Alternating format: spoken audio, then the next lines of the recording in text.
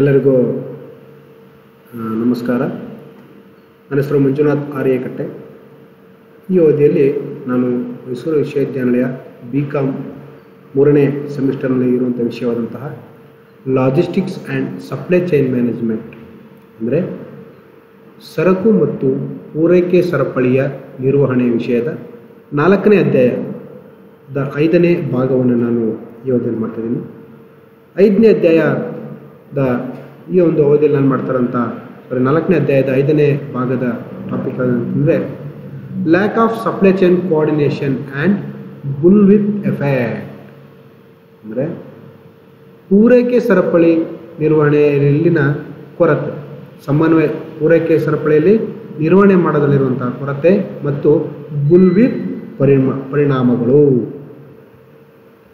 ಹಾಗಾದರೆ lac of supply chain coordination ಅಂತ ಏನಪ್ಪ ಅಂತಂದರೆ A lack of coordination occurs either because different stages of the supply chain have local objectives that conflict or because information moving between the stages is delayed and distorted. ಅಂದರೆ ಪೂರೈಕೆ ಸರಪಳಿ ಏನಿದೆ ಅದರ ಸಮನ್ವಯತೆಯಲ್ಲಿ ಕೊರತೆ ಯಾವಾಗ ಉಂಟಾಗುತ್ತೆ ಅಂತಂದರೆ ಅಲ್ಲಿನ ವಿವಿಧ ಚಟುವಟಿಕೆಗಳಿನ ಮಾಹಿತಿಗಳು ಗಳ ವಿನಿಮಯ ಏನಾಗುತ್ತೆ, ಎಕ್ಸ್ಚೇಂಜ್ ಆಗುತ್ತೆ. ಅದರಲ್ಲಿ ಆಗುವಂತಹ ವಿಳಂಬ ಮತ್ತು ಮಾಹಿತಿಗಳ ಕೊರತೆಯಿಂದಾಗಿ ನಮಗೆ ಏನಾಗ್ತದೆ, ಇಲ್ಲಿ ಪೂರೈಕೆ ಸರಪಳಿಯಲ್ಲಿನ ಸಮನ್ವಯತೆಯಲ್ಲಿ ಕೊರತೆ ಉಂಟಾಗ್ತದೆ. ಹಾಗಾದರೆ ಬುಲ್ವಿಪ್ ಎಫೆಕ್ಟ್ ಅಂತಂದ್ರೆ ಏನಪ್ಪಾ ಅಂತಂದ್ರೆ outcomes of lack of coordination is bullwhip effect. ಅಂದರೆ ಪೂರೈಕೆ ಸರಪಳಿ ಒಂದು ಸಮನ್ವಯತೆ ಏನಿದೆ ಇದರ ಅಲ್ಲಿನ ಕೊರತೆ ಏನು ಉಂಟಾಗುತ್ತೆ, ಈ ಕೊರತೆ ಏನು ಉಂಟಾಗುತ್ತಲ್ಲ ಇದರ ಫಲಿತಾಂಶವನ್ನು ನಾವು ಬುಲ್ವಿಪ್ ಪರಿಣಾಮಗಳು ಅಂತೇಳಿ ಕರಿತೀವಿ. ಅಂದರೆ fluctuation in order increase as they move up the supply chain from retail, wholesaler, manufacture to suppliers. ಅಂದರೆ ಚಿಲ್ಲರೆ ವ್ಯಾಪಾರಿಗಳಿಂದ ಸಗಟು ವ್ಯಾಪಾರಿಗಳಿಗೆ, ಸಗಟು ವ್ಯಾಪಾರಿಗಳಿಂದ ಉತ್ಪಾದಕರಿಗೆ, ಉತ್ಪಾದಕರಿಂದ ಪೂರೈಕೆದಾರರಿಗೆ ಮಾಹಿತಿ ಏನು ಒಂದು ಆರ್ಡರ್ ಹೋಗುತ್ತಲ್ಲ ಅದರಲ್ಲಿ ಆಗುವಂತಹ ಫ್ಲಕ್ಚುಯೇಷನ್ಸ್ ನಮ್ಮ ಬುಲ್ವಿಪ್ ಪರಿಣಾಮಗಳಿಗೆ ಕಾರಣ ಉಂಟಾಗ್ತದೆ. ಹಾಗಾದರೆ the effect lac of coordination on performance. ಏನು ಪರ್ಫಾರ್ಮೆನ್ಸ್ ಅಂದರೆ ನಾವೇನು ಸಾಮರ್ಥ್ಯ ಅಲ್ವಾ. ಹಾಗಾದರೆ ಸಾಮರ್ಥ್ಯದ ಮೇಲೆ ಯಾವ ರೀತಿಯಾಗಿ ಪರಿಣಾಮವನ್ನು ಲ್ಯಾಕ್ ಆಫ್ ಕೋಆರ್ಡಿನೇಷನ್ ಮಾಡುತ್ತೆ ಅಪ್ಪ ಅಂತಂದರೆ ಒಂದಷ್ಟು ಬಹುಮುಖ್ಯ ಅಂಶಗಳನ್ನು ನಾನಿಲ್ಲಿ ಪ್ರಸ್ತಾಪ ಮಾಡ್ತಾ ಇದ್ದೀನಿ. ಅದರಲ್ಲಿ ಮೊದಲನೆಯದಾಗಿ ಮ್ಯಾನುಫ್ಯಾಕ್ಚರಿಂಗ್ ಕಾಸ್ಟ್ ಅಂದರೆ ಉತ್ಪಾದನಾ ವೆಚ್ಚ. Lac of coordination increases manufacturing cost. ಅಂದರೆ ನಮ್ಮ ಇಲ್ಲೇನು ಕೊರತೆ ಇದೆ, ನಮ್ಮ ಏನಂತಾರೆ ಪೂರೈಕೆ ಸರಪಳಿನ ಕೊರತೆ ಏನಿದೆ, ಇಲ್ಲಿ ಸಮನ್ವಯತೆ ಇಲ್ಲ ಅಥವಾ ಅಲ್ಲಿನ ಸಂಬಂಧಗಳ ನಿರ್ವಹಣೆಯಲ್ಲಿ ಕೊರತೆ ಉಂಟಾಗ್ಬಿಟ್ರೆ ಆಟೋಮೆಟಿಕ್ ಆಗಿ ಅದೇನಾಗುತ್ತೆ, ಉತ್ಪಾದನಾ ವೆಚ್ಚಗಳ ಮೇಲೆ ತನ್ನ ಪರಿಣಾಮವನ್ನು ಮೀರಿ ಉತ್ಪಾದನಾ ವೆಚ್ಚವು ಅಧಿಕವಾಗಿಬಿಡುತ್ತದೆ. ಹಾಗೇನೆ ಇನ್ವೆಂಟರಿ ಕಾಸ್ಟ್, ದಾಸ್ತಾನು ವೆಚ್ಚ ಏನಾಗ್ತದೆ, ಕೆಲವು ಸಲ ದಾಸ್ತಾನು ವೆಚ್ಚವು ಕೂಡ ಅಧಿಕವಾಗಲಿಕ್ಕೆ ಇದು ನಮಗೆ ದಾರಿ ಮಾಡಿಕೊಟ್ಬಿಡ್ತದೆ.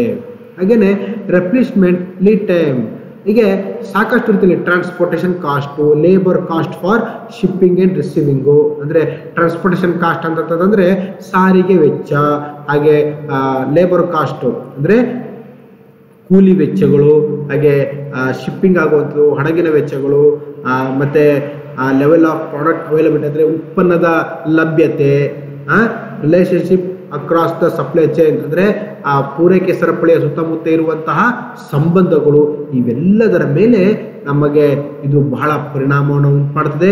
ಆ ಪರಿಣಾಮ ಯಾವ ಮಟ್ಟಕ್ಕೆ ಉಂಟಾಗ್ತದೆ ಅಂದರೆ ಕೆಲವೊಮ್ಮೆ ಸಂಪೂರ್ಣ ಆ ಉತ್ಪಾದನಾ ಘಟಕನೇ ನಿಂತು ಹೋಗುವ ಸಾಧ್ಯತೆಗಳು ಇರ್ತದೆ ಅಲ್ವಾ. ಈಗ ನೋಡಿ, ಪೂರೈಕೆ ಸರಪಳಿಯಲ್ಲಿ ನಮಗೇನು ಕೊರತೆ ಉಂಟಾಗ್ಬಿಟ್ರೆ, ಸಂಬಂಧಗಳ ನಿರ್ವಹಣೆ ಕೊರತೆ ಉಂಟಾಗ್ಬಿಟ್ರೆ ಅವರು ಕೆಲಸ ಮಾಡಲಿಕ್ಕೆ ಹಿಂದೆಟಾಗ್ತಾರೆ. ಕೆಲವೊಮ್ಮೆ ಏನು ಮಾಡ್ತಾರೆ ಅಂದರೆ ತಾವು ಏನು ಉತ್ಪಾದನೆ ಮಾಡ್ತಾರೆ ಅದರ ಗುಣಮಟ್ಟ ಕೆಲವೊಮ್ಮೆ ಕಡಿಮೆ ಆಗಿಬಿಡ್ತದೆ. ಪ್ರಾಡಕ್ಟ್ ಕ್ವಾಲಿಟಿ ಕಡಿಮೆ ಆಗ್ತದೆ, ಏನಾಗ್ಬಿಡ್ತದೆ ಆಟೋಮೆಟಿಕ್ ಆಗಿ ಕಂಪನಿಯು ತನ್ನ ಗ್ರಾಹಕರನ್ನ ಕಳ್ಕೊಳ್ತಾ ಸಾಕ್ತದೆ ಆಯ್ತಾ.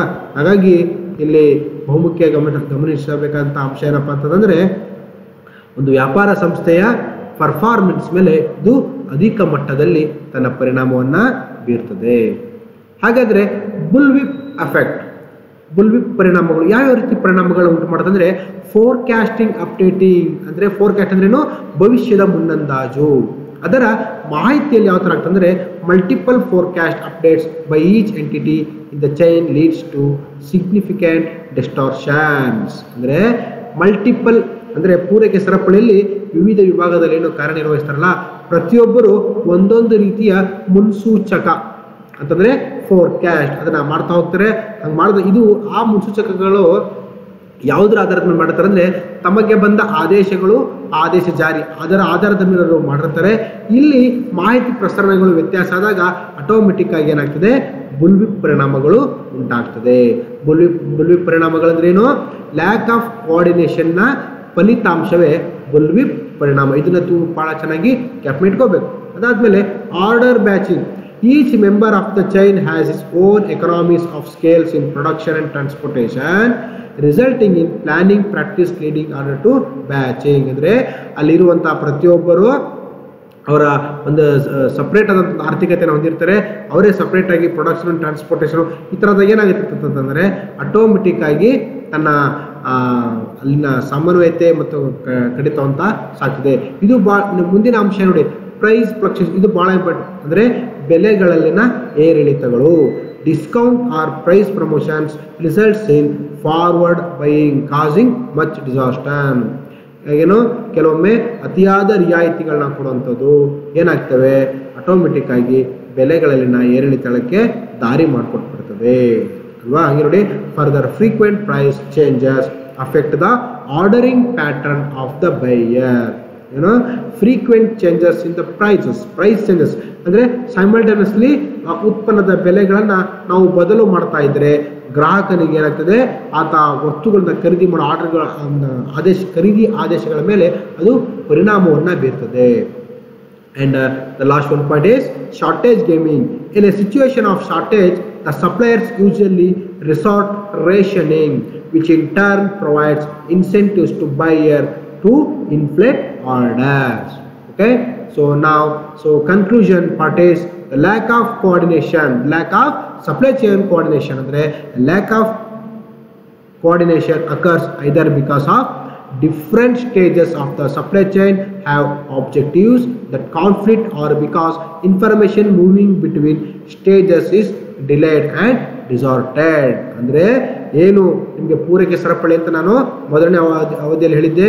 ಏನಪ್ಪ ಪೂರೈಕೆ ಸರಪಳಿ ಅಂತಂದ್ರೆ ಪೂರೈಕೆದಾರ ಮತ್ತು ಗ್ರಾಹಕ ಇವರ ನಡುವಿನ ಚಟುವಟಿಕೆ. ಯಾವ ತರ ಪೂರೈಕೆದಾರ ಅಂತಂದ್ರೆ ಕಂಪನಿಗೆ ಕಚ್ಚಾ ಸಾಮಗ್ರಿಗಳನ್ನ ಕೊಡುವಂಥವನು.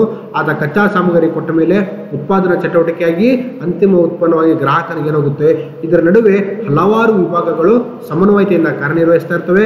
ಆದರೆ ಹೀಗೆ ಕಾರ್ಯನಿರ್ವಹಿಸುವಾಗ ಮಾಹಿತಿಗಳಲ್ಲಿ ವಿನಿಮಯದಲ್ಲಿ ಆಗುವಂತಹ ವಿಳಂಬಗಳು ಮತ್ತೆ ಮಾಹಿತಿಗಳ ತಿರುಚುವಿಕೆ ಅಂತಂದ್ರೆ ಆ ಮಾಹಿತಿಗಳನ್ನ ಇರೋದನ್ನ ಬಿಟ್ಟು ಇಲ್ಲದಿರೋ ಮಾಹಿತಿ ತಿರುಚಿಸಲ್ಲ. ಹಂಗೆ ತಿರುಚಿದಾಗ ಏನುಂಟಾಗುತ್ತೆ ನಮಗೆ lac of supply chain coordination ಉಂಟಾಗ್ತದೆ. ಹಾಗೆ ಬುಲ್ವಿಪ್ ಪರಿಣಾಮ ಅಂತಂದ್ರೇನು? The result of lack of supply chain coordination ಅಲ್ವಾ. ಪೂರೈಕೆ ಸರಪಳಿ ಸಮನ್ವಯತೆ ಏನಿದೆ ಇದರ ನಿರ್ವಹಣೆಯಲ್ಲಿನ ಕೊರತೆ ಫಲಿತಾಂಶ ಬರುತ್ತಲ್ಲ ಆ ಫಲಿತಾಂಶದ ಪರಿಣಾಮವನ್ನು ನಾವು ಬುಲ್ವಿಪ್ ಪರಿಣಾಮಗಳು ಅಂತ ಹೇಳ್ತೀವಿ.